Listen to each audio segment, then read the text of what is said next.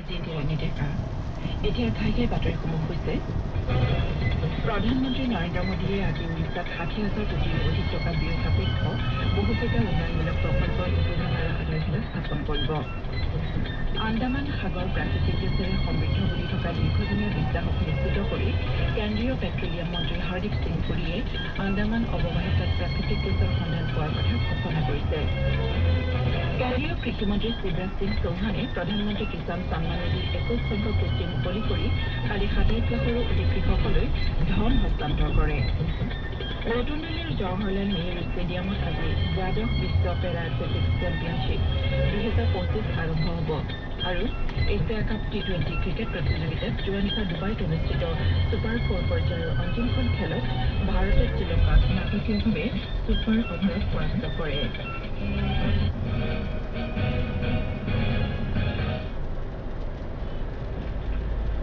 প্ৰধানমন্ত্ৰী নৰেন্দ্ৰ মোদীয়ে আজি এদিনীয়া কাৰ্যসূচীৰে উৰিষ্যা ভ্ৰমণ কৰিব। এই ভ্ৰমণকালত প্ৰধানমন্ত্ৰীয়ে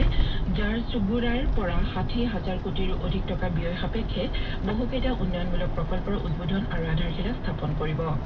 এই প্ৰকল্পসমূহৰ ভিতৰত দূৰ সংযোগ, ৰেলৱে, উচ্চ শিক্ষা, স্বাস্থ্য, দক্ষতা বিকাশ, গ্ৰাম্য গৃহ নিৰ্মাণ প্ৰকল্পকে ধৰি আন বহুতো প্ৰকল্প আছে। শ্ৰীমোদীয়ে এখন জনসভাতো মৰাণ নালাগে মানে এনেকুৱা ধুনীয়া হৈ গ'ল। ৩০,০০০ কোটি টকা ব্যয় সাপেক্ষে স্বদেশী প্ৰযুক্তিৰে নিৰ্মিত ৯৭,৫০০টা 4G মোবাইল টাৱাৰ উদ্বোধন কৰিব। সৌৰশক্তিৰ দ্বাৰা চালিত এই মোবাইল টাৱাৰসমূহ বহনক্ষম আন্তঃগাঁথনিৰ দিশত গুৰুত্বপূৰ্ণ পদক্ষেপ হিচাপে বিবেচিত হৈছে। শ্ৰীমোদীয়ে যোগাযোগ আৰু আঞ্চলিক বিকাশ সুনিশ্চিত কৰাৰ লক্ষ্যৰে কেইবাটাও ৰেল প্ৰকল্পৰ আধাৰশিলা স্থাপন তথা ৰাষ্ট্ৰৰ প্ৰতি উৎসৰ্গা কৰিব। তেওঁ লগতে উৰিষ্যাৰ বেৰহামপুৰ আৰু ছুৰটৰ উধানৰ মাজত এখন অমৃত ভাৰত এক্সপ্ৰেছ ৰেলৰ যাত্ৰাৰো শুভাৰম্ভ কৰিব। প্ৰধানমন্ত্ৰীগৰাকীয়ে ১১,০০০ কোটি টকা ব্যয় সাপেক্ষে তিৰুপতি, পল্লাক্কৰ, ভিল্লাই, জম্মু, ধানবৰ,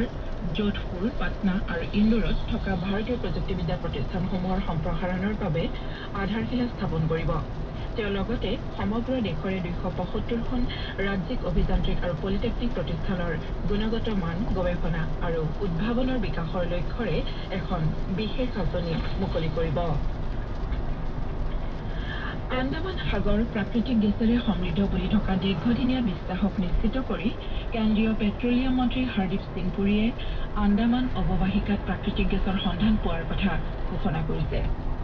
সামাজিক মাধ্যমৰ এটা বাৰ্তাত যোৱা নিশা কেন্দ্ৰীয় মন্ত্ৰীগৰাকীয়ে কয় যে আন্দামান সাগৰত প্ৰাকৃতিক গেছৰ বিপুল ভাণ্ডাৰ আছে। শ্ৰীপুৰীয়ে এই বিষয়ত সন্তুষ্টি প্ৰকাশ কৰি কয় যে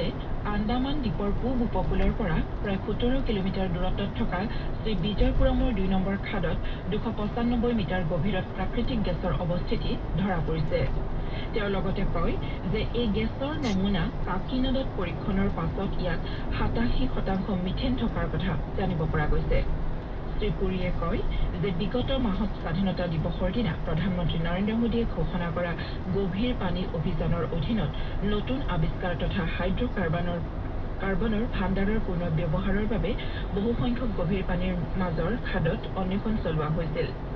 প্ৰাকৃতিক গেছৰ এই নতুন সন্ধান অমৃতকালত ভাৰতৰ যাত্ৰাত গুৰুত্বপূৰ্ণ মাইলৰ খুঁটি হিচাপে বিবেচিত হ'ব বুলি শ্ৰীপুৰীয়ে মন্তব্য কৰে। কেন্দ্ৰীয় কৃষিমন্ত্ৰী শিৱৰাজ সিং চৌহানে কালি ভিডিঅ' কনফাৰেন্সিং ব্যৱস্থাৰে প্ৰধানমন্ত্ৰী কিষাণ সন্মান নিধিৰ ২১ সংখ্যক কিস্তি মুকলি কৰে। ইয়াৰ জৰিয়তে ২৭ লাখৰো অধিক কৃষকৰ বেংক একাউণ্টলৈ ৫৪০ কোটিৰো অধিক টকা হস্তান্তৰ কৰা হয়। ইয়াৰ ভিতৰত ২৭০,০০০ মহিলা কৃষক আছে। শ্ৰীচৌহানে কয় যে এই কিস্তিৰ ধনে অলপতে বান আৰু ভূমিস্খলনৰ ফলত ক্ষতিগ্ৰস্ত হোৱা হিমাচল প্ৰদেশ, পাঞ্জাৱ আৰু উত্তৰাখণ্ডৰ কৃষকসকলক বিশেষভাৱে উপকৃত কৰিব। তেওঁ লগতে কয় যে এই ধনৰাশিয়ে প্ৰাকৃতিক দুৰ্যোগৰ ফলত ক্ষতিগ্ৰস্ত হোৱা কৃষকসকলক সাময়িকভাৱে সকাহ প্ৰদান কৰিব।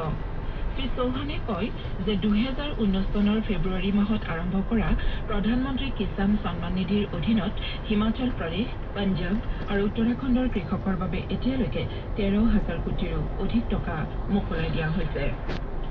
শ্ৰোতাসকলে বাতৰি শুনিছে আকাশবাণীৰ পৰা।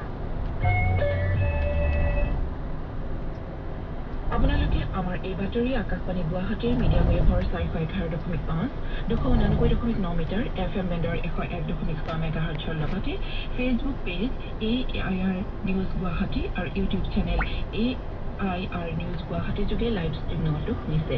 এই বাতৰি আমাৰ ইউটিউব চেনেল আৰু নিউজ অন AIR এপতো শুনিব পাৰে শ্ৰোতাসকলে শেহতীয়া বা বাতৰিৰ বাবে এক্স হেণ্ডেলত AR_news_GHY আৰু ইনষ্টাগ্ৰামত AR নিউজ গুৱাহাটী ফ'ল' কৰিব পাৰে ৰাষ্ট্ৰপতি শ্ৰীমতী দ্ৰৌপদী মুৰ্মুৱে এলাহাবাদ উচ্চ ন্যায়ালয়ত 24গৰাকী ন্যায়াধীশক নিযুক্তি দিছে ইয়াৰ ভিতৰত জ্যেষ্ঠ অধিবক্তা বিবেক চৰণ গৰিমা প্ৰসাদ আৰু সুধাংশু শৰ্মা আছে তদুপৰি হিমাচল প্ৰদেশ উচ্চ ন্যায়ালয়ত 2গৰাকী ন্যায়াধীশ আৰু কৰ্ণাটক উচ্চ ন্যায়ালয়ত এগৰাকী স্থায়ী ন্যায়াধীশ তথা 3গৰাকী অতিৰিক্ত ন্যায়াধীশক নিযুক্তি দিয়া হৈছে দেশৰ মুখ্য ন্যায়াধীশৰ পৰামৰ্শ অনুসৰি এই নিযুক্তি দিয়া হৈছে পৰৱৰ্তী প্ৰজন্মৰ GST সংস্কাৰে ভাৰতৰ পৰোক্ষ কৰ ব্যৱস্থাৰ সৰলীকৰণৰ দিশত গুৰুত্বপূৰ্ণ পদক্ষেপ গ্ৰহণ কৰিছে যোৱা 22 ছেপ্টেম্বৰত এই নতুন ব্যৱস্থা ৰূপায়ণ কৰা হৈছে আৰু জনসাধাৰণে বৰ্তমান GST সংস্কাৰৰ সুবিধা লাভ কৰিবলৈ সমৰ্থ হৈছে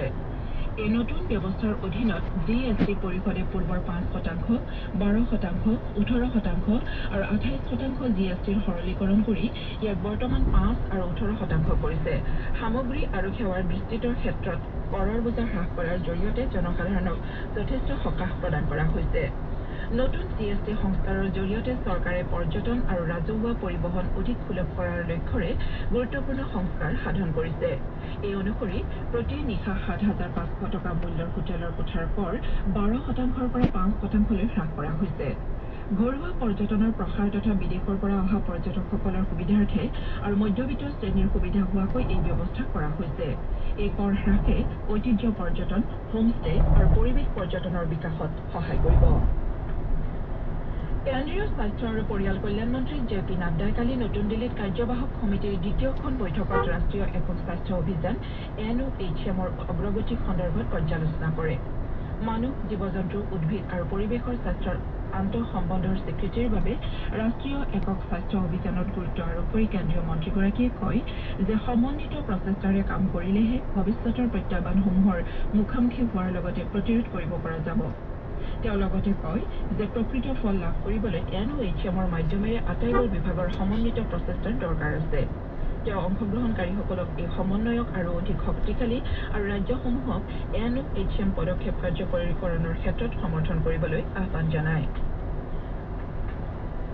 মন্ত্ৰী শ্ৰী নাড্ডাই একক স্বাস্থ্য অভিযানৰ সফল ৰূপায়ণৰ বাবে SOP ৰূপৰেখা আদিৰ অগ্ৰগতিৰ শলাগ লয় আৰু কাৰ্যকৰীকৰণৰ ক্ষেত্ৰত আন্তঃগাঁথনিত গুৰুত্ব আৰোপ কৰে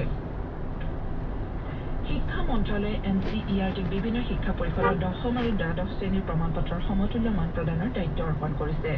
চৰকাৰী সূত্ৰই জনোৱা অনুসৰি কেন্দ্ৰীয় চৰকাৰ ৰাজ্য চৰকাৰ আৰু কেন্দ্ৰীয় শাসিত অঞ্চলৰ অধীনৰ শিক্ষানুষ্ঠানত ছাত্ৰ-ছাত্ৰীৰ নামভৰ্তি আৰু কৰ্মসংস্থাপনৰ সুবিধা হোৱাকৈ এই নতুন ব্যৱস্থা গ্ৰহণ কৰা হৈছে এই নতুন অধিসূচনা যোৱা 6 ছেপ্টেম্বৰত জাৰি কৰা হৈছে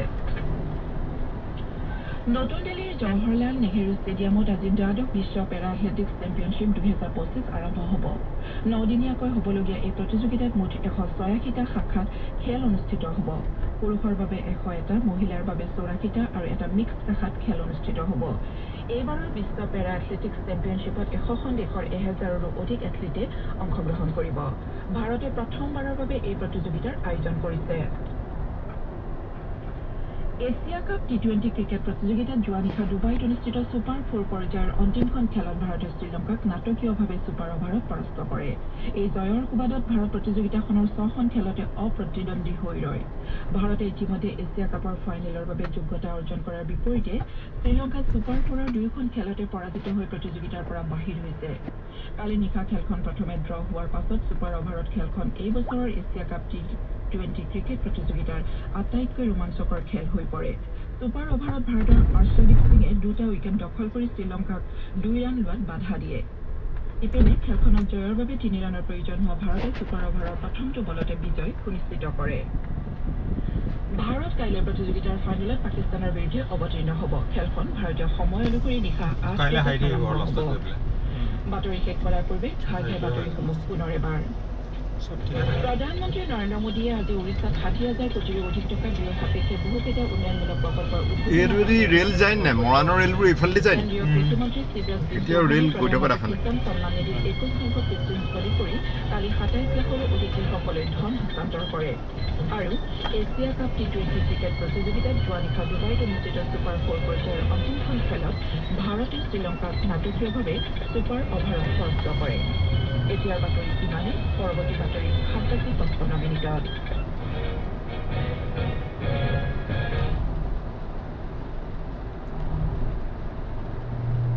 এয়া আকাশবাণী ডিব্ৰুগড়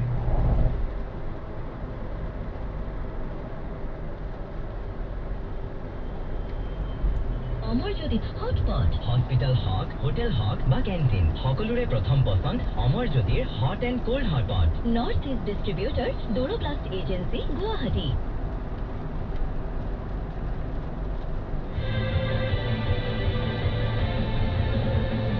जीएसटी से जुड़ी नई खबर ने आम लोगों और निवेशकों दोनों को राहत दी है सबसे बड़ी राहत खाने पीने के सामान पर दी गई है ब्रेड रोटी और छेना पनीर पर अब कोई जीएसटी नहीं लगेगा इसके अलावा 33 जरूरी दवाइयों के दाम कम कर दिए गए हैं जिससे इलाज का खर्च भी घटेगा लाइफ इंश्योरेंस पर भी पूरी तरह जीएसटी छूट दी गई है जिससे पॉलिसी खरीदना छोटी कारों और 350 जीएसटी 28% से घटाकर 18% कर दिया गया है इसका मतलब है कि गाड़ी या बाइक खरीदने का सपना अब पहले से हो सकता है